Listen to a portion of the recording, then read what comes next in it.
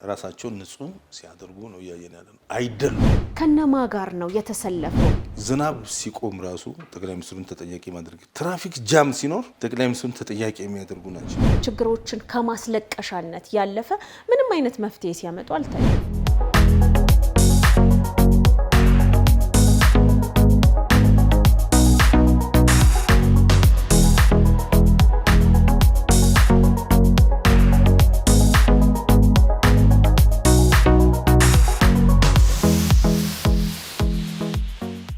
ሰላም ጤና ይስጥልን። የተከበራችሁና የተወደዳችሁ የፕራይም ሚዲያ አድማጭና ተመልካቾቻችን እንደምን ሰንብታችኋል? ይህ አቤት ጉዳይ የተሰኘ ፕሮግራማችን ነው። በዛሬ የአቤት ጉዳይ ፕሮግራማችን ላይ እንደተለመደው በሀገራችን ወቅታዊ ጉዳዮች ላይ ውይይት እናደርጋለን። እናንተም እስከ ውይይታችን ፍጻሜ አብራችሁን ሆኑ። እንኳን ደህና መጣችኋል። እንዴት ነህ? እንግዲህ ያው በሀገራችን ወቅታዊ ጉዳይ ላይ ስንወያይ ሁልጊዜም እንደምናነሳው መንግስት ውስጥ ያሉ ከዛም መንግስት ኃላፊነት የሰጣቸው ነገር ግን ያንን ኃላፊነታቸውን መወጣት ሲገባቸው ከዛም ችግሮቹን ሁሉ ወደ መንግስት የሚገፉ አንዳንድ ግለሰቦች መኖራቸው ይታወቃል። ከዚህም ውስጥ እንግዲህ አቶ ታዬ ደንደአ ናቸው። አቶ ታዬ ደንደአ እንደሚታወቀው የሰላም ሚኒስቴር ዴኤታ ናቸው። እንግዲህ ሰላም ላይ ነበሩ። በሰላም ጉዳይ ላይ የድርሻቸውን መወጣት ይችሉ ነበረ። ከዛም በተጨማሪ እንግዲህ በሰላም ሚኒስቴር ስራቸው ወቅት መንግስትን በመተቸት ነው የሚታወቁት። አቶ ታዬ ደንደአ በአሁን ጊዜ በእስር ላይ ነው በእርግጥ የሚገኙት። ነገር ግን አቶ ታዬ ደንደአ ህዝብን በማነሳሳት እንዲሁም ደግሞ የሚናገሩትን ነገር በጣም ጠርዝ የረገጠ እንደነበረ ሁላችንም እናስታውሳለን። በተለይም እንግዲህ በፌስቡክ ድህረ ገጻቸው ላይ እንዲሁም ደግሞ ኢትዮጵያ ማተራመስ በሚፈልጉ ግለሰቦች ሚዲያዎች ላይ በመውጣት መንግስትን በከፍተኛ ሁኔታ ሲተቹ ነበር።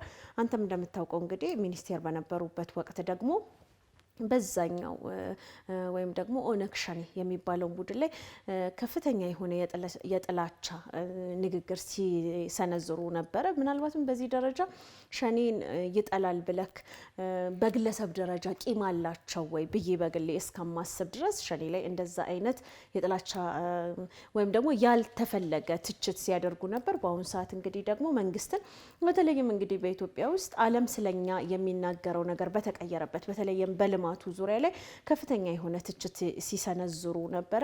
እንዲሁም ደግሞ መንግስትን በኃይል በ4 ቀን ውስጥ 4 ኪሎ ገባለሁ የሚለውን ፋኖ ሳይቀር የመደገፍ የሚመስል ሁኔታዎች ውስጥ የገቡበት ሁኔታ እናስታውሳለን። እና አቶ ታዬ ምንድነው አላማቸው ብለንም ከዚህ በፊት የተወያየንበትም ጊዜም ነበረ። ይህንን ነበረ ሲያደርጉ የነበሩት። በአሁኑ ሰዓት ግን ያው በስር ላይ ይገኛሉ። ይሄ ተገቢ ነው ብዬ ነው በግሌ የማምነው። ምክንያቱም አንድ ሰው በተለይም በመንግስት ውስጥ የነበረውን ተቋም በዚህ ደረጃ የማጠልሸት እንዲሁም ደግሞ ከአጉል ትችት ማለትም ከትችትም የዘለለ ነው ዘለፋ የሚመስል በተለይም በግለሰብ ደረጃ ጠቅላይ ሚኒስትሩን ቀጥታ የሚነካ ንግግር ነበረ ከዚህ በፊትም በፌስቡክ ገጻቸው ላይ ሲያደርጉ የነበሩት። ሁሉም እኮ እንደዛው ናቸው። አሁን እነዚህ ላይ የታዘብኩት ነገር ሰውየው እስር ቤት ነው ያለው። እስር ቤት ከመግባቱ በፊት ዲያስፖራ ካለ ዩቱበር ጋር ነው የተወያየው።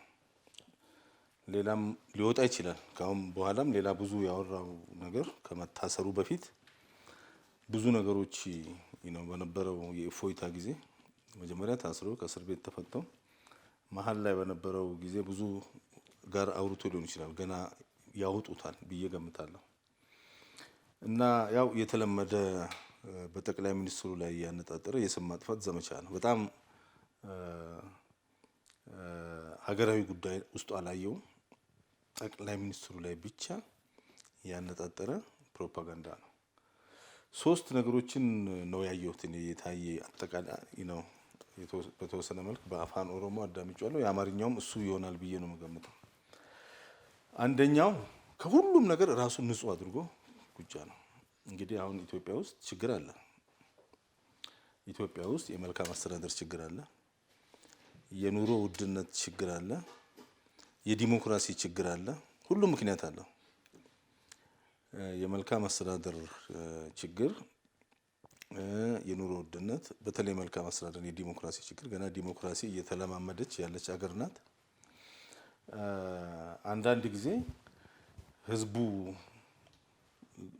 መንጋ ግሩፕ ሆኖ ኢ ዲሞክራሲ የሆነ ጸረ ዲሞክራሲ ተግባር ሲፈጽም እናያለን። የደቦ ፍርዶች አሁን የሚፈርደው ነው በህጋዊ ፍርድ ቤት አይደለም፣ በግሩፕ ነው ሲፈረድ እያየን ያለ ነው። ታጣቂዎች አሉ ኢትዮጵያ ውስጥ። እነኚህ ታጣቂዎች ጸረ ዲሞክራሲ ናቸው። ኦነግ ሸኔ ብትዩ፣ ፋኖ ብትዩ፣ እነኚህ ወያኔዎች ሶስቱም ጠመንጃ ታጥቀው በአንድ ሀገር ውስጥ የሚንቀሳቀሱ ናቸው ማለት ነው። ጠመንጃ ታጥቆ መንቀሳቀስ ህጋዊ መብት የተሰጠው ለሀገር መከላከያ ሰራዊትና ለመንግስታዊ የጸጥታ ተቋሞች ሆኖ ሳለ እነኚህ ግሩፖች ግን ጠመንጃ ታጥቀው በመንቀሳቀስ ጸረ ዲሞክራሲ እየሆኑ ነው ያሉት ማለት ነው።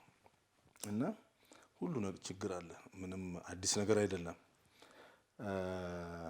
የኑሮ ውድነት እንዳለው ነው ከፍተኛ የሆነ ችግር ነው። አሻጥሮች አሉ ኢትዮጵያ ውስጥ አሁን ኑሮ እንዲወደድ ከሚያደርጉት ተቋማት ውስጥ ተቋማት ብቻ ሳይሆኑ አሻጥረኛ ነጋዴዎች አሉ። ምርትን በመደበቅ ኑሮ እንዲወደድ የሚያደርጉ ሌሎች የሰላም ችግር አለ አሁን ኢትዮጵያ ውስጥ። ኦነግ ሸኔ የሚባል ድርጅት ባይኖር ኖሮ ታጣቂ ባይኖር ኖሮ ፋኖ የሚባል ታጣቂ ባይኖር ኖሮ ወይም ደግሞ ወያኔ የሚባል ታጣቂ ባይኖር ኖሮ ሀገሪቷ ሰላም ትሆን ነበር። መንግስት ሆነ ብሎ ሰላም አይረብሽም። መንግስት መስራት የሚፈልገው ሰላም ሲኖር ነው። አዲስ አበባ ውስጥ ሰላም ስላለ ነው ልማትን እያየን ያለ ነው። ሰላም ያሉበት አካባቢዎች ልማት አለ። ሰላም የሌሉበት አካባቢዎች ልማት እንዳይኖር ያደረጉት እነኛ ታጣቂዎች ናቸው። የሰላም ችግር አለ፣ ሁሉም ችግር አለ። የዚህ ሁሉ ተጠያቂ አድርጎ ታየ ማንን ነገረን? ጠቅላይ ሚኒስትሩ ራሱን ንጹህ አደረገ ማለት ነው። ምን አይነት እንቅስቃሴ ሲያደርግ እንደነበረ የኢትዮጵያ ሕዝብ ያውቃል። በተለይ የኦሮሚያ የብልጽግና ፓርቲ ጽህፈት ቤት የህዝብ ግንኙነት ኃላፊ ሆኖ በነበረበት ጊዜ በጣም መረን የለቀቀ ንግግሮችን ሲያደርግ ነበር። በወቅቱ ከሱ በላይ ባለቤት አልነበረም። አሁን ለሰላሙም ችግር፣ ለኑሮ ውድነቱም ችግር፣ ለመልካም አስተዳደሩም ችግር፣ ለዲሞክራሲውም እጦች ችግር በጠቅላላ በዛን ጊዜ ማንም ሰው ጠይቅ ቢባል ሰው የሚጠይቀው ማንን ነው? ታየን ነው። ተጠያቂ ነበረ። አሁን ግን ያንን ሁሉ ተጠያቂነት ከራሱ ላይ አራግፎ ለሌሎች ሰዎች ሰጠ ማለት ነው። ይሄን ነገር ካሁን በፊትም አይተናል። ለምሳሌ ጀዋር መሐመድ ኢትዮጵያ ውስጥ በለውጡ ማግስት ከፍተኛ የሆነ በቃ ነው ነጻነት ተሰጥቶት የራሱንም ቴሌቪዥን አቋቁሞ የሁሉንም ቴሌቪዥንና ሬዲዮኖች ተቆጣጥሮ ስለ ሰላም ሲናገር ስለ ሁሉም ስለምናወራቸው ችግሮች ሲናገር ነበረ። ያን ጊዜ ሰው ሰላምን ቢጠይቅ ማንን ነው? አንድም ይጠይቅ የነበረው ማንን ነው? ጀዋርን ነበረ። ነገር ግን ያንን ሁሉ አራግፎ ጠቅላይ ሚኒስትሩ አራግፎ እሱም ከሀገር ወጣ ማለት ነው። ቀጥሎ አሁን ታየናየን የሚቀጥለው ማን ነው የሚለውን ደግሞ እንጠብቃለን። አንደኛውና ትልቁ ራሱን ንጹህ አድርግ፣ ፈጣሪ በታች ለሰላም፣ ለዲሞክራሲ፣ ለነጻነት፣ ለእኩልነት እንደዛ አይነት ነገር ይታይ። ይሄ ትልቅ ውሸትና ስህተት ነው። የኢትዮጵያ ሕዝብ ይህንን ያውቃል። ችግሮቹ የደረደርናቸው ችግሮች እንደተጠበቀ ሆኖ ተጠያቂነቱ ሁሉም ነው፣ የመንግስትም የተቃዋሚም እንደ ሕዝብም ራሱ። ለምሳሌ በመንጋ ሰው ተነስቶ ኦነግ ሸኔን ሲደግፍ ስናይ ነበረ። ሕዝብ በመንጋ ተነስቶ ፋኖን ሲደግፍ ስናይ ነበረ። መቀሌ ላይ ምን አይነት የመንጋ ስብስብ ስቴዲየም ወጥተው ጠመንጃ ሲተኩሱ ሲፎክሩ እናይ ነበር። በምን መመዘኛ ነው የዛ ሁሉ ወንበዴ ጸረ ሰላምና ጸረ ልማት ተጠያቂ አንድ ጠቅላይ ሚኒስትር የሚሆነው? ጠቅላይ ሚኒስትሩ መልአክ ነው ማለት አይደለም። የሰው ልጅ ነው፣ እሱም ስህተት አለው። የተለያዩ ስህተቶች ሊኖሩ ይችላሉ። ጠቅላይ ሚኒስትሩ የሀገር መሪ እስከሆነ ድረስ በስሩ ያሉት ማድረግ የነበረባቸው ምንድነው? ቀዳዳዎችን መሸፈን ነበረ። እነሱ ባሉበት ቦታ የተሰጣቸውን ኃላፊነት በአግባቡ መስራት ይጠበቅባቸው ነው። ይህንን አላደረጉም። ምንድነው ጥፋቱን ሁሉ እዛ ጉዝጉዞ ራሳቸውን ንጹህ ሲያደርጉ ነው እያየን ያለ ነው። አይደሉም። ታየም ንጹህ አይደለም። ብዙ ነገሮችን መናገር ይቻላል። ሌሎቹም ጀዋርም ንጹህ አይደለም። እንደውም ዋነኛዎቹ ተጠያቂዎች፣ ዋነኛዎቹ ጸብጫሪዎች እነሱ ነበሩ እዚህ ሀገር ውስጥ። ሁለተኛ ለሁሉም ነገር ጠቅላይ ሚኒስትሩን ተጠያቂ ማድረግ። ራሳቸውን ንጹህ ካደረጉ በኋላ ለሁሉም ነገር ጠቅላይ ሚኒስትሩን ተጠያቂ ማድረግ የለም እኮ በዓለም ላይ ጠቅላይ ሚኒስትሩን ተጠያቂ ማድረግ። ሊያፍሩ ይገባል። እንደው ጠዋት ማታም ትንሹም ትልቁም ዩቱበሩም ቲክቶከሩ የኢንተርኔት እድል የኢንተርኔት አጋጣሚ ያለው ሁሉ ወጥቶ ጠቅላይ ሚኒስትሩን ተጠያቂ ማድረግ። ይሄ ራሱን የቻለ ምክንያት አለው። ምክንያቱም እዚህ ጋር በትክክል የኢትዮጵያ ሕዝብ ሊያይ የሚገባው ምንድን ነው? ለምንድን ነው ታዬም ጠቅላይ ሚኒስትሩን ተጠያቂ የሚያደርገው? ጀዋርም ጠቅላይ ሚኒስትሩ ላይ ጠዋትም ማታም፣ ገዱ አንዳርጋቸውም ጠቅላይ ሚኒስትሩ፣ ልደቱ አያለውም ጠቅላይ ሚኒስትሩ፣ አንዳርጋቸው ጽጌም ጠቅላይ ሚኒስትሩ፣ ወያኔዎችም ጠቅላይ ሚኒስትሩ፣ ፋኖ ጋር ብትሄጂ ጠቅላይ ሚኒስትሩ፣ መሮ የሚባለውም ጋር ብትሄጂ ጠቅላይ ሚኒስትሩ። በጣም የሚገርመው ነገር ኢሳያስም የሚያወራው ስለ ጠቅላይ ሚኒስትሩ ነው። አልሲሲም የሚያወራው ስለ ጠቅላይ ሚኒስትሩ ነው። እነኚህ ሰዎች ባሰቡትም ወይም ባላሰቡትም መንገድ ተጠፍንገዋል ማለት ነው። በቃ ሌላውና ዋነኛው በዚህ በታየ ንግግር ውስጥ ያየሁት ነገር ምንድን ነው? የብልጽግናን ፓርቲ ጥንካሬ ብቻ ነው። እነሱ አሁን ብልጽግና የሚባል የለም ጠቅላይ ሚኒስትሩ ምናምን አንድ ሰው ነው። እንደዚህ አይነት ደጋግመው እየተቀባበሉ ያወራሉ። የብልጽግናን ፓርቲ ጥንካሬ በትክክል ያሳየን የታየ ደንደአ ንግግር ምንድን ነው? የዛሬ 2-3 ዓመት በፊት አዳማ ላይ 2500 የፌዴራልና የክልል ባለስልጣኖች በተገኙበት ቦታ ጠቅላይ ሚኒስትሩ የተናገረው ንግግርና ዛሬ ላይ ታየ ጠቅላይ ሚኒስትሩ በተለይ ስለ ትግራይ አስመልክቶ ጠቅላይ ሚኒስትሩ እንደዚህ ብሏል ብሎ እንደ አንድ ነጥብ ያነሳው ነገር ምንድን ነው? ያ በትክክል እውነትም ብልጽግና ፓርቲ ይህን ያህል 2500 ሰው በተገኘበት ስብሰባ ላይ ከዛሬ 2 ዓመት በፊት የተነገረ ነገር አንድም ሰው ከውስጡ ወጥቶ ሳይነግረን ሳንሰማ ሚስጥሩ ነው ተደብቆ 2499 ቢያንስ በዛን ቀን የብልጽግና ታማኝ ሰው እዛ መድረክ ላይ ነበረ። አንድ ሰርጎ ገብ ቢኖር ማነው? እሱም ታየ ነው። እሱም ከ2 ዓመት በኋላ ይሄ ነገር እውነት ነው። እውነት ቢሆን ኖሮ አሁን እሱ ያለውን እንውሰድና 2499 የፌዴራል እና የክልል ባለስልጣናት ታማኝ አንድ ሰርጎ ገብ ታየ። ከ2 ዓመት በኋላ የነበረን ታሪክ እስካሁን እንዴት ሳንሰማው? ሁለት ነገር ነው መሆን ያለበት። አንደኛ ነገሩ ውሸት ነው።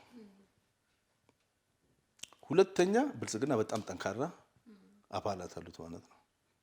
ስለዚህ እንኳን የዚህ አይነት ፕሮፓጋንዳ ይቅርና ምንም ሊፈታው የማይችል 2 ዓመት በላይ 2490 ሚስጥር እኮ ሶስተኛ ሰው ጋር ከደረሰ ይባክናል። ይሄ ቶፕ ሰክሬት ብሎ ነው የነገሩን። ይሄ ቶፕ ሰክሬት ከ2 ዓመት ከ3 ዓመት በላይ ሰክሬት ሆኖ ሊቆይ የቻለው እዛ የተሰበሰቡት 2499 በጣም ታማኝ አላማ ያላቸው ቆራጥነት ያላቸው ሰዎች እዛ ስላሉ ነው ማለት ነው። አንድ ሰርጎ ገብ ቢኖር እሱም ያንን ነገር አወጣው እና ቅድም እንዳልኩት ምንድነው ይሄ ነገር ወይ ውሸት ነው ወይ የብልጽግና ሰዎች የተሰበሰቡት ማንም ሰው ሊበትናቸው የማይችል ጠንካራ ተቋም መሆኑን ነው እየነገሩን በተዘዋዋሪ መንገድ እነሱ እንደሚሉት ሳይሆን ማለት ነውና ይሄንን ለማለት ፈልጌ ነው። ያው ጠቅላይ ሚኒስትሩንም ተጠያቂ ማድረግና የስም ማጠልሸት እኔ ማየው ከስልጣን ፍላጎት የመነጨ ነው። ሁለተኛ ደግሞ የአሁኑ ጠቅላይ ሚኒስትር ማንም እንደሚለው ምናልባት እኔ አንዳንድ ጊዜ ሁሌም እንደምልክ አረብኛ ቋንቋ ስለምችል አረብኛ ቻናሎችን አያለሁ። አረቦች ሳይቀሩ ስለ ኢትዮጵያ የሚያወሩት ነገር የተቀየረበት ጊዜ ላይ ነው ያለ ነው። ስለዚህ በአንድም በሌላ መንገድ ይሄ ደግሞ የኢትዮጵያን ታሪካዊ ጠላት የምንላቸውን ሀገሮች አያስደስትም። እነዚህ ደግሞ ዛሬ ስማቸውን እያጠራን እዚህ የምናወራቸው ሰዎች እነሱ ስልጣን ካልያዙ የሀገሪቱ ጥቅም ምንም የማይመስላቸው ሀገራቸውን የማይወዱ ሕዝባቸውን የማያከብሩ ናቸው። ጀዋር መሐመድ በግልም ያው አብረንም ስለሰራን ስለሱ ማንነት ብዙ ጊዜ እናገራለሁ። ራሱን ብቻ የሚወድ ሁሉንም ነገር ከሰዎች የወሰዳቸውን ነገር ሳይቀር የግሉ አድርጎ የሚመለከት ከመሆኑ አንጻር ከትልልቅ ፖለቲከኞችም ጋርም አይስማማም። ምናልባትም እንግዲህ አንተም እንዳነሳኸው በተለይም ለውጡ ሲመጣ የለውጡ ዘዋሪ እኔ ነኝ ብሎ ነበረ። ከዛም ነው እንግዲህ የስልጣን እንደሌለው ባወቀበት ጊዜ በማኩረፍ ጠቅላይ ሚኒስትሩ ላይ ቀጥታ ሁለት መንግስት እንዳለ በማስመሰል ዘመቻ ማካሄድ የጀመረው። ከዛም ውጭ እንግዲህ ታዬ ደንደአም እንግዲህ በተሰጠው ስራ በተሰጠው ወይም ደግሞ ባለበት ኃላፊነት ልክ መወጣት ስላልቻለ እንደነዚህ አይነት ፕሮፓጋንዳዎችን የሄደበት ይመስላል። ምክንያቱም ለውጡ እንደመጣ አካባቢ አንተም ለመናገር እንደሞከርከው ከፍተኛ የሆነ ፕሮፓጋንዳ ሌሎች ፓርቲዎች አያስፈልገንም እስከማለት ድረስ የደረሰና ያረጁ ያፈጁ የኦሮሞን ፖለቲካ የገደሉ እያለ ነበረ የሚጠራቸው። ዛሬ ግን እነሱ ናቸው ስለሱ ተቆርቋሪ ሆነው በስፋት ስለሱ ሲያቀነቅኑ የምንሰማው ማለት ነው። ሌላው እንግዲህ ምናልባትም በአሁኑ ሰዓት በአሜሪካ ሀገር የሚገኘው ሚልኬሳ ሚደጋ ዶክተር እሱ ከዚሁ ከብልጽግና ውስጥ ወጥቶ የመንግስት ላይ ከፍተኛ የሆነ ፕሮፓጋንዳ የሚያደርግ ነው። መንግስት ላይ አይደለም፣ እውነቱን ለመናገር በቀጥታ ሁሉንም ብታዳምጫቸው ሰው እስኪ ያዳምጣቸው ጠቅላይ ሚኒስትሩ ላይ ነው። ልክ እንደ እንትን እኮ ነው። አንድ ውሻ እንኳን ጠንካራ ውሻ እኮ ሰው ሁሉ ይሸሻል፣ ማንም አይመታም። የሆነ ደካማ ውሻ ምናምን ሲባል ሰው እዚህ ሀገር የተለመደ ነገር አለ። ጠቅላይ ሚኒስትሩ በምንም ተአምር የነሱ እኩይ ተግባር ተባባሪ ሊሆን አልቻለም። ቅድም እንዳልኩት በራሱ የራሱ የሆነ ጉድለቶች፣ ችግሮች ምናምን ሊኖሩ ይችላሉ። አይ ዶንት ኬር፣ ያ ጉዳይ አይደለም። የሚኖረውን ጉድለት እያንዳንዱ ሰው ሊሸፍንና እቺ ነገር ወደፊት የማሻገሪያውን አቅም ልንሆነው ይገባል የሚል ነው። እነኚህ ሰዎች ግን በእያንዳንዱ ተጠያቂ ጠቅላይ ሚኒስትሩ ነው የሚያደርጉት። ዝናብ ሲቆም ራሱ ጠቅላይ ሚኒስትሩን ተጠያቂ ማድረግ፣ ትራፊክ ጃም ሲኖር አዲስ አበባ ውስጥ የትራፊክ ማኔጅመንት አለ ወይም ሌላ ነገር አለ፣ ጠቅላይ ሚኒስትሩ ነው ተጠያቂ መሆን የሚያደርጉት። ለኮቪድ እኮ ጠቅላይ ሚኒስትሩን ተጠያቂ ያደረጉ ናቸው። እንግዲህ ምርጫ፣ ኮቪድ መጣ፣ ላክዳውን በመላው ዓለም ተዘጋ። የኢትዮጵያ ጤና ሚኒስትርም መግለጫ ወጣ። ያንን መግለጫ ተከትሎ የጤና ጥበቃ የምርጫ ቦርድ ውሳኔ አስተላለፈ። ይሄ እኮ ለናቹራል ለሆነ ነገር ጠቅላይ ሚኒስትሩን ተጠያቂ የሚያደርጉ ናቸው፣ ለማንኛውም ነገር። ይሄ ምንድን ነው? አሁን ጥሩ ነገር እየነገሩን መጡ። ለምሳሌ ታዬ ነገረ ምንድነው? ተሞኘን ነው ያለው። ሞኞች ናቸው ማለት ነው። ተሸወድን ነው ያለው። ስለዚህ የተሸወደ ሰው፣ የተቀማ ሰው፣ የተሞኘ ሰው የከሸፈ ሰው ነው ማለት ነው። ብዙ ጊዜ ነገር ናቸው። አሁን እነ ጀዋር ሳይቀር እነ ልደቱ ሳይቀር እነ ገዱ አንዳርጋቸው በጠቅላላ ይሄ ማን ነው የምትዩ አንዳርጋቸው ጽጌ፣ እነኚህ ሁሉ ምንድን ነው የሚሉት? አታለለን ነው የሚሉት። ያልገባቸው ነገር ምንድነው? ማታለል ራሱ ከፖለቲካ ውስጥ አንዱ ሲስተም ነው። ሰው ከማታለል አልፎ ጠመንጃ ይዞ ይዋጋል እንዴ? ያታለለኝ ሰው እኮ ህይወት አላጠፋም። ጠመንጃ ይዞ ይዋጋል እንዴ? ህይወት አጥፍቶ እኮ መጥቶ ሰው ስልጣን ይዛል። አላማውን ተግባራዊ ለማድረግ ስልጣን ይዛል። እነኚህ ሰዎች ካሁን በፊት እንደነገርናቸው ይሸወዳሉ፣ በማንም ይሸወዳሉ፣ ይታለላሉ። በኢሳያስ ይታለላሉ። ነው ሰው ተታለዋል። ኦልሬዲ የራሳቸው ወንድም የሀገራቸው መሪ አታለለም ብለው የሚያወሩት ኦልሬዲ አሁን በኢሳያስ እና በአልሲሲ ተሸውደው ተታለው እዛ ወጥመድ ውስጥ ነው ያሉት። እነ ጀዋር መሐመድ በጠቅላላ እዛ ወጥመድ ውስጥ ነው ያሉት። ከዛሬ 5-10 ዓመት በኋላ እንደገና መጥተው ኢሳያስም አታለለን ይሉናል ማለት ነው። የራሳቸው የሆነ መሬት የረገጠ ዓላማ የላቸውም። ያ ቢኖራቸው ኖሮ መድረኩ አዲስ አበባ ነው። መድረኩ ለነሱ ኒውዮርክ ወይም ደግሞ ፌስቡክ አልነበረም ወይም ዩቲዩብ አልነበረም። መድረኩ እዚህ መሬት ላይ ነው። መሬት የረገጠ ህዝብ ሊገዛው የሚችል ሀሳብ ቢኖራቸው ኖሮ። ስለዚህ መንግስት አሁን ኢቭን አንዳንድ ጊዜ በጣም ከመወናበዳቸው የተነሳ በጣም ግልጽ የወጣ የመንግስትን ፕሮጀክት ሲቃወሙ ይታያል። ግልጽ የሆነ ጥላቻ ሲቃወሙ ይታያል። በህዝብ ተቋም ላይ የሐሰት ፕሮፓጋንዳ ሲሰሩ ይታያል። በስንቄ ባንክ ላይ የሚሰራው አሁን በዚህ በኬኛ በቨሬጅ ላይ የመጠጥ ሰው ኬኛ ቢራ ይለዋል። በነገራችን ላይ የቢራ ፋብሪካ ብቻ አይደለም። ኬኛ የተለያዩ በቨሬጆች አሉት። በዛ ላይ አሁን የጀመሩት ፕሮፓጋንዳ አለ። በተለያየ ነገር ጋር አያይዘው በኢትዮ ቴሌኮም ላይ፣ በኢትዮጵያ አየር መንገድ ላይ እነዚህ ሰዎች ምንድን ነው የሚፈልጉት? በኢትዮጵያ አየር መንገድ ላይ የሚያደርጉት ነገር አለ እና ሀገራዊ ፕሮጀክት ሀገራዊ ተቋም ስለሆነ እንጂ እኛ የምንናገረው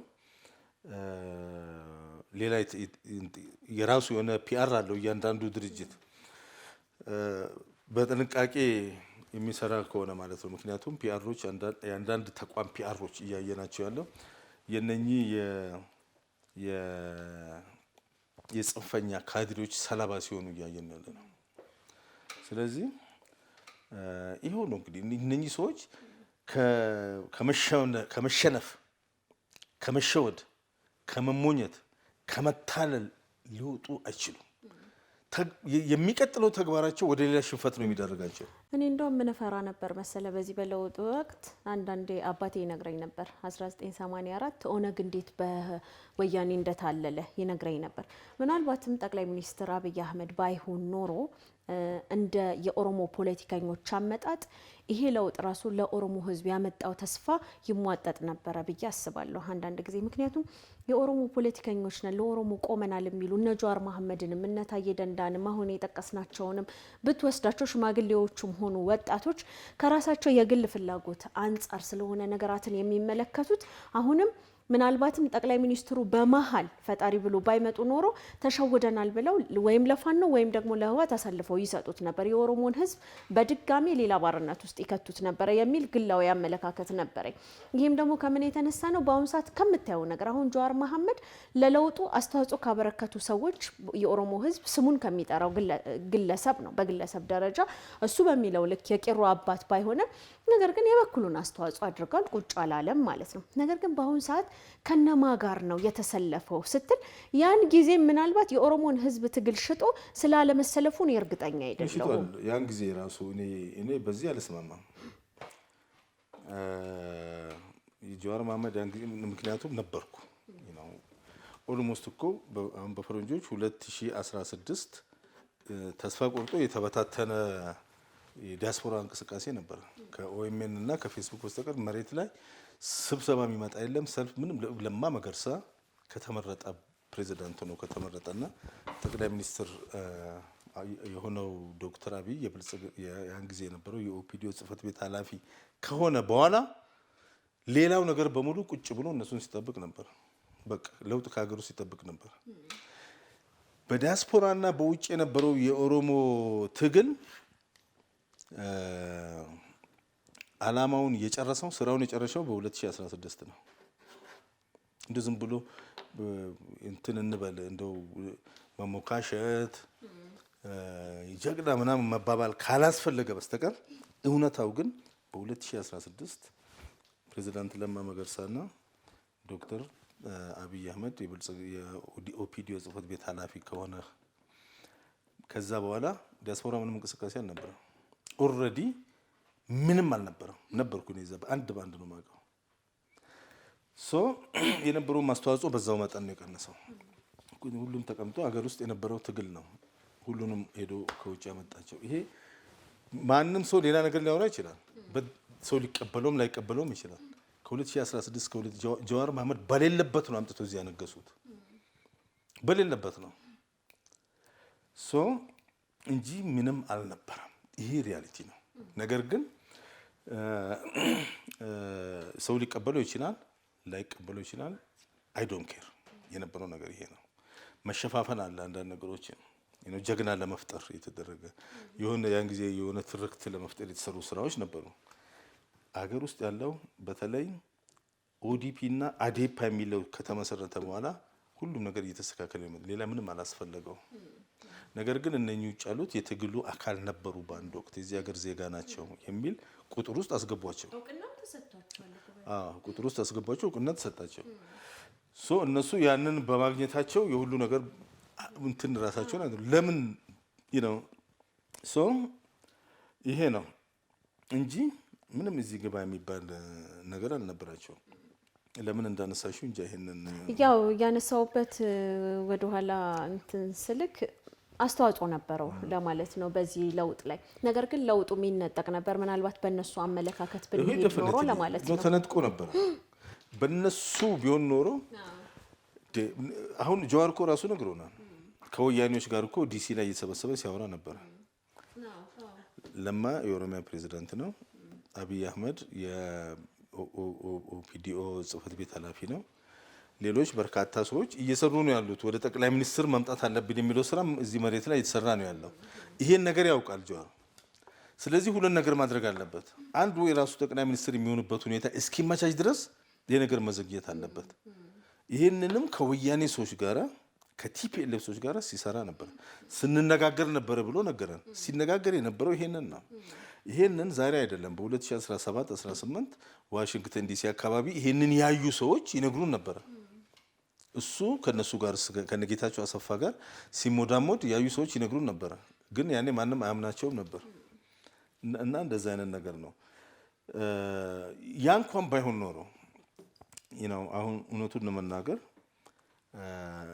ከለውጡ በኋላ በጣም ከፍተኛ የሆነ ጥቃት ነው በጠቅላይ ሚኒስትሩና በዚህ መንግስት ላይ የተደረገው። ሁሉም ከሽፏል፣ ከውስጥም ከውጭም። እነኚህ ነገሮች አሁን እንቁጠራቸው ብንል የወያኔዎች እንቅስቃሴ ቀላል አልነበረም። በሶማሌ በኩል አሁን ብዙ እንቅስቃሴዎች እኛ የምናውቃቸውም እኛ ማናውቃቸውም ብዙ እንቅስቃሴዎች አሉ። እዚህ አዲስ አበባ ላይ መፈንቅለ መንግስት ለማድረግ አንዴ ወታደሮች ሄደው ነበረ። ኢቭን ወያኔዎች እዚህ እስከ ሰሜን ሸዋ የመጡበት ይህን ሁሉ ብንደምር በጣም በርካታ እንቅስቃሴዎች ተደርገው ነበር። ጫና በመጀመሪያዎቹ 3-4 ዓመት ዩኤን ውስጥ የነበረውን ጫና ከህዳሴ ግድቡ ጋር ተያይዞ ሌላ 100 የሚሆኑ ጫናዎች ነበሩ።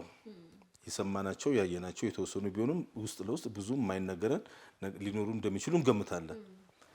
አንዱን እንኳን መቋቋም አይችሉም ነበር። እነኚህ ለየብቻቸው አይደለም ተሰብስበው የጀዋር ግሩፕ የነ መራራ የነ ሸኔ ምናምን የሚባሉት ሁሉም ቢሰበሰቡ አንዷን ጥቃት መቋቋም አይችሉም ነበር።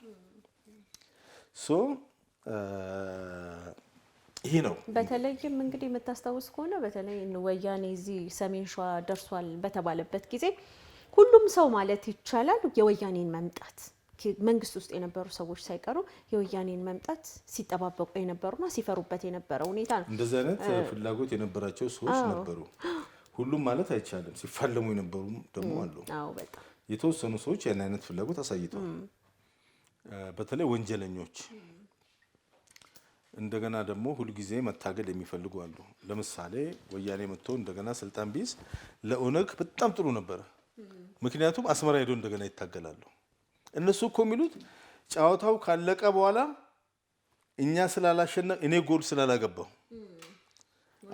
አንድ ቲም ናቸው። አሁን ገባሽ? ይሄ ያን ጊዜ የነበረው የለማ አብይ እነ ጀዋር ሁላችንም አንድ ቲም ነበር። አሸነፍን። ስናሸንፍ ጎሉን ያገባው ዶክተር አብይ ነው። ካሸነፍን በኋላ እዛው ቲሙ ጫወታው እንደገና ይደገም ጎል እኛ ማግባት አለበት። ዋንጫው ላይ አልነበረም ትኩረቱ። በትክክል ነው የገለጽከው። እውነት ነበር፣ እንደዛ ነበረ ሁኔታው እንትን ሲል የነበረው። ነገር ግን ያው ሁልጊዜም እንደምንለው ጠቅላይ ሚኒስትር አብይ አህመድ እኛ አደነቅነውም አላደነቅነውም፣ በነገራችን ላይ ዓለም ስለሱ የሚለው ነገር አይፈልግም። እኔ እውነቱን ልናገር፣ አሁን እኛ የምንናገረው ነገር እሱ ምንም አይሞቀውም አይበርደውም።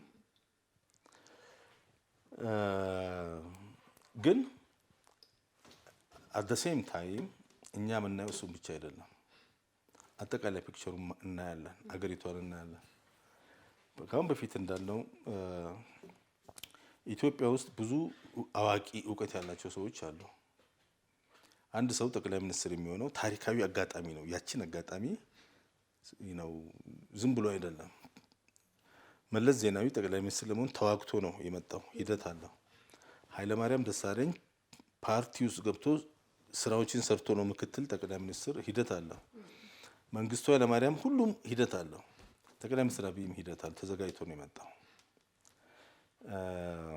እና ያቺ ታሪካዊ ብዙ የተዘጋጁ ሰዎች አሉ፣ ግን ያቺ ታሪክ የመረጠችው እሱን ነው፣ ጠቅላይ ሚኒስትሩ ነው ማለት ነው። ስለዚህ እዚህ አገር ውስጥ ያለ ሰው በጠቅላላ ማድረግ ያለበት ምንድን ነው? ቢያንስ እንደ ሁሉ ሰው ባይሆን የፖለቲካ አካባቢ ያለው ሰው ይሄ ሰው አገሪቷን ወይም 120 ሚሊዮን ህዝብ ነው፣ በጣም ሰፊ መሬት ነው። ሁሉንም ብቻውን መሸፈን አይችልም። እኛ በዚህ በኩል እናግዘው። በቃ አቅም ያለው ችሎታ ያለው በችሎታ ወታደር መሆን የሚችለው ወታደሩ ነው። ሚዲያ የሚሰራው ያንን ነው እኛ እያደረግን ያለ ነው። እሱ ፈለገው አልፈለገው እንደ ሀገር ይሄ የምንሰራው ስራ ይጠቅማል ብለን ነው። ላይፈልገው ይችላል፣ አይፈልገውም አንዳንዴ። ሰው ቀዳዳውን ሸፍኖ እንደዛ ነው አገር የሚገነባው። ለጥሩ ነገር ክሬዲቱን እየወሰዱ ለውጥ ለማምጣት እና ጀዋር አሁን ወያኔን ለማጣል ምናምን ክሬዲት መውሰድ ይፈልጋሉ። የሌሉበትን ለመጥፎ ነገር ሲሆን ለሰው ዝም ብሎ መስጠት የተቀባይነት የለውም። ሌላው ደግሞ ምንድነው እንግዲህ በአሁን ሰዓት እንደው ተቃዋሚ ነን የሚሉ በነገራችን ላይ ሀገር ውስጥ የሚገኙ ተፎካካሪ ፓርቲዎች ከመንግስት ጋር እየተወያዩ በተለይም እንግዲህ በሀገራቸው ዋና ጉዳዮች ላይ እየተስማሙ ነው የሚገኙት። በተለይም እንግዲህ በአሁን ሰዓት ኢትዮጵያ የባህር በር ያስፈልጋታል የሚለው ላይ በሀገሪቱ ውስጥ የሚንቀሳቀሱ በሰላማዊ መንገድ የሚንቀሳቀሱ የፖለቲካ ፓርቲዎች ከመንግስት ጋር በቅርበት እየተወያዩ የመጨረሻ አቋም ላይ ደርሷል። እሱም የኢትዮጵያ ሕዝብ የባህር በር ያስፈልገዋል፣ በየትኛውም መንገድ ይሁን በሰላማዊ መንገድም ይሁን በሌላ መንገድ የሚያስፈልገውን መስዋዕትነት እንከፍላለን የሚል አቋም ላይ ደርሷል። ነገር ግን ተቃዋሚ ነን የሚሉ አንዳንድ ደግሞ ጀዋር መሐመድን እንደው ብትለው የታክስ ክፍያን እንኳን የሚቃወሙበት ሁኔታ አሁን ዛሬ አጋጣሚ ሆኖ ስመጣ የሆነ ጽሁፍ እያነበብኩ ነበርና ነጋዴው አሁን ኢትዮጵያ ውስጥ በትክክል ታክስ ይከፍላሉ የሚለውን ለጀዋር አያቅም ወይ ብዬ ራሴን እንድጠይቅ ነው ያደረገኝ። እንደሚታወቀው ከነጋዴዎች ጋር ያለው የመንግስት ከነጋዴዎች ጋር እየተጋጨ አይደለም። በየጊዜው በተለይም እንግዲህ ክብርት ከንቲባ አዳነች አቤቤ የኢትዮጵያ ነጋዴዎችን እየሰበሰበች ይወያያሉ። ነገር ግን አሁንም ቢሆን ኢትዮጵያ ውስጥ ስግብግብ ነጋዴዎች፣ ለዜጎቻቸው የማያዝኑ እቃ እየደበቁ ዜጎችን የሚያስርቡ ነጋዴዎች እንዳሉ ይሄ የአደባባይ ሚስጥር ነው፣ ሁላችንም የምናውቀው ነው። ዘይት እኮ በመጋዘኖቻቸው ውስጥ ደብቀው ዘይትን 2000 ብር 1500 ብር እንዲደርስ የሚያደርጉ ነጋዴዎች ናቸው። መድኃኒት እየደበቁ የለም የሚሉ ነጋዴዎች ናቸው ያሉት። ከዛም በተጨማሪ እንግዲህ መድኃኒቱን ቀኑን እየቀየሩ ለዜጎች የሚሰጡ ነጋዴዎች ባሉበት ሀገር ላይ ታክስ ትክክል አይደለም መክፈል የሚል አይነት ጽሁፍ ለአደባባይ ማውጣት ምን ያህል የከሸፈና የከሰረ ፖለቲካ እያራመደ እንደሆነ ማሳያ ነው። ነጋዴዎች በሶስት ይከፈላሉ። በትክክለኛ ታክስ የሚከፍሉ በጣም ጥሩ ሀገራቸውን የሚወዱ ነጋዴዎች አሉ። በጣም ብዙ ናቸው። ህጋዊ የሆነ በተለይ የሚታይ ስራዎችን የሚሰሩ አሁን ሆቴል፣ ፋብሪካ፣ ህንጻ የሚያከራዩ ትልቅ ሆልሴሎች ምናምን በትክክል የሚታይ ነው ታክስ የሚከፍሉ አሉ። እነኚሁ ነጋዴዎች በዚህ ደረጃ አሉ። በትክክል ታክስ የማይከፍሉና የሚያጭበረብሩ አሉ። እነኚህ እዛ ታክሲ ቢሮ ውስጥ ከሚሰሩ ሰዎች ጋር ተመሳጥረው በተለያየ መንገድ የሚያጭበረብሩ አሉ። ሌሎች ደግሞ ታክስ መክፈል የማይችሉ አሉ። አንዳንዶቹ ብሶት አለ፣ ከአቅም በላይ ታክስ የተጫነባቸው የሚያለቅሱ ቢዝነሳቸውን እየዘጉ የሚሄዱትንም አይተናል። ሁሉም አይደለም። በትክክለኛ የሚከፍል አለ፣ የማይከፍል አለ፣ መክፈል ደግሞ የማይችል አለ። ለምሳሌ ቡና የሚሸጡ በረንዳ ላይ ወይም ደግሞ ትንሽ ምግብ ቤት የሚሰሩ ሰዎች እስከ 100,000 200,000 ምናምን ከፈሉ ሲባሉ ከአቅማቸው በላይ ሆነው ዘግተው ሲሄዱ እና ሌላ ደግሞ ጠረፍ ሄደው መስራት ሲሞክሩ እንደዚህ አይነት ነገሮችም አሉ። አንደኛ ከቴክኖሎጂ ቴክኖሎጂውን በመጠቀም የሰዎችን ገቢ ማወቅ አይቻልም። የሁሉንም የተወሰነ ይቻላል፣ የተወሰነ ማይቻላል። በጣም የተወሳሰበ ነው። ይሄንን ባላንስ አድርጎ ነው ሀገር ማዳን የሚፈልግ ሰው መስራት ያለበት። ሀገር ማዳን የሚፈልግ ፖለቲከኛ አክቲቪስት መናገር ያለበት እነኚህ ነገሮችን ባላንስ አድርጎ ነው። መክፈል የሚችሉ ሰዎች አሉ፣ መክፈል እየቻሉ የማይከፍሉ አሉ፣ እስከናካቴው መክፈል የማይችሉ ነገር ግን የታክስ ጫና የሚኖርባቸውና ችግራቸውን የምንሰማቸው ብዙዎች አሉ። ይህም ባላንስ ማድረግ ያስፈልጋል። ይህንን ነገር የፖለቲካ አጀንዳ ማድረግ ግን ብልግና ነው። አሁን እነ ጀዋር የሚያደርጉት እኮ በጣም ትንንሽ ነገር ነው ፖለቲካ የሚያደርጉት።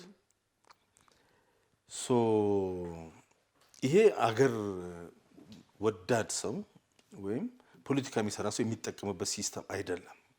ይህን ህዝቡ ሊያውቅ ይገባል። የመንግስት አካላትም ይህንን አውቀው ታክስ መክፈል የሚችሉ የሚያጭበርብሩ የማይችሉትን አይደንቲፋይ አድርገው የተለያየ ትሪትመንት ሲስተም ነው። ሽንኩርት ሽጠው የሚያድሩ ሽሮ ምናምን ሽጠው እንትን የሚሉ ሰዎች ቤቱ ራሱ ምናልባት የዕለት ጉርሳቸውን ከእንትን ከማለት ውጭ ምንም የማያገኙ ሰዎች ላይ የተለያየ መለየት አለበት።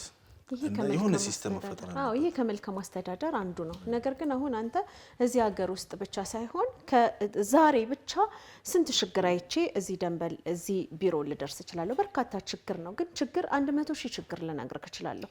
አሁንም ችግርን መንገር በነገራችን ላይ ትልቅነት አይደለም። ለችግሮቹ መፍትሄው ምንድን ነው የሚለው ነገር ላይ ነው። ሰዎች መፍትሄ ነው የሚፈልገው ይሄ ህዝብ። ነገር ግን አሁን ምንድን ነው የምናደርገው? የሰውን ችግር የሰውን ቁስል እኔ አሁን ችግርሽ ምንድን ነው ብትለኝ ብዙ ሊያስለቅሱ የሚችሉ ችግሮችን ልነግርህ እችላለሁ። ነገር ግን መፍትሄው ምንድን ነው? ምን እናድርግ ስንል ነው ለሀገሪቷም ለውጥ የሚመጣው። አሁን እውነት ኢትዮጵያ ውስጥ ያለው ነገር ሴቶች ላይ ብንወስድ ለምሳሌ ክብርት አዳነች ሀቢቤ ለበርካታ ሴቶች በጣም አነስተኛ ገቢ ላላቸው ሴቶች ቤት እየሰጠች ነው የምትገኘው። የችግሩ መፍትሄ ለችግሩ መፍትሄ መጣ ማለት ነው። ጀዋር መሐመድ ግን በኦኤምኤን ሰበብ በትግል ሰበብ የሰበሰበውን ብር ይዞ ጠፋ እንጂ አንድ በሀገሩ ላይ ለሚኖሩ ዜጎች እንኳን ትምህርት ቤት አልከፈተም። ለምሳሌ የኦሮሚያ ፕሬዚዳንት ሽመልስ አብዲሳን ብትወስደው በርካታ ዳሪ ትምህርት ቤቶችን ገንብቷል። ከዛም በተጨማሪ ለተማሪዎች ምገባ ያቀርባል። እኔ አንድ ስራ አስታውሳለሁ። እየሄደ የሚበሉትን ምግብ እየቀመሰ ትውልድ እያፈራ ነው የሚገኘው። የኛ ፖለቲከኞች ግን ችግሮችን ነግሮ ወይም ደግሞ ችግሮችን ከማስለቀሻነት ያለፈ ምንም አይነት መፍትሄ ሲያመጡ አልታዩ። ኦፍኮርስ መፍትሄ ማምጣት ፍላጎትም የላቸው። አሁን መጀመሪያ ላይ እንዳልኩት ነው። እነኚህ ሰዎች የራሳቸው ለማሳካት የሚፈልጉት የራሳቸው አላማ የላቸውም። ለማሳካት የሚፈልጉት የራሳቸውን አላማ ሳይሆን ተጠፍንጓል። ኦልሬዲ እንግዲህ አሁን በቀደም የተሳተፉበት አንድ መድረክ አለ። ተቃዋሚ ተብዮች በዲያስፖራ ያሉት እያንዳንዳቸው ሀራምባና ቆቦ ነው አላማቸው። እንደዛ ይባላል። የሆነ የተራራቀ ነገር ለመንገድ ነው። እንኳን በአየር ላይ በመሬት ላይ አንድ ቀን አብረው መስራት የማይችሉ ሰዎች ናቸው። ሁልጊዜ ቀን ይሰጡናል። ባለፈው ጊዜ ታስታውሺ እንደሆነ አንዴ መስከረም 30 ጀምሮ መንግስት የለም ብሎ አሁንም መስከረም የያዙልን ነገር አለ። ለኢትዮጵያ እስከ መስከረም የያዙት ነገር አለ። ክረምት እንዲያልፍ ነው የሚፈልጉት እና ምንም ነገር አይኖርም ኦብቪየስሊ። ነገር ግን እንጠብቃለን። የምንጠብቀው የእነሱን ሽፈት ነው። ከአሁን በፊት ተደጋግመን እንደምንለው እነኚህ ሰዎች መሸነፍ የማይሰለቻቸው ናቸው። ኦልሞስት በየጊዜው ለመሸነፍ የተዘጋጁ ናቸው። ስለዚህ የራሳቸው ዓላማ የሌላቸው ናቸው። ህዝብ አያሳዝናቸውም። ቅድም ያነሳሽው ሰውዬ ኦልሞስት በሺህ የሚቆጠሩ ወጣቶች በብዙ መቶ የሚቆጠሩ ወጣቶች ተገደሉ አንድ ቀን እሱ በፈጠረው ኢቨንት። እንደዚህ አይነት የግድያ ኢቨንት ጠማቂ ነው ሰውየው። ጀዋር መሐመድ የግድያ ኢቨንት ጠማቂ ነው። ከፍተኛ የሆነ መጨራረስን በተለይ አርቲስት ሃጫሉ ሁንዴሳ በተገደለበት በማግስቱ አዲስ አበባ ውስጥ ከፍተኛ የሆነ የመተላለቅ ጥሪ ሲያደርጉ ነበር። እንደዚህ አይነት የሞት ኢቨንት ኦርጋናይዘሮች ናቸው። ያንን በማድረግ ማስደሰት የሚፈልጉት ከጀርባቸው ያለ አካል አለ። ይህን ደግሞ በትክክል የኢትዮጵያ ሕዝብ ተረድቶታል። ምክንያቱም ከሕክምና ባለሙያዎች እንቅስቃሴ እንደ ምሳሌ መጥቀስ ይቻላል። ይሄው ምንም የለም። ወደ ስራው ተመልሷል። ሰው ወደ ስራ መመለስ ያልፈልገውም ቀርቷል። ኢትዮጵያ ቀጠለች።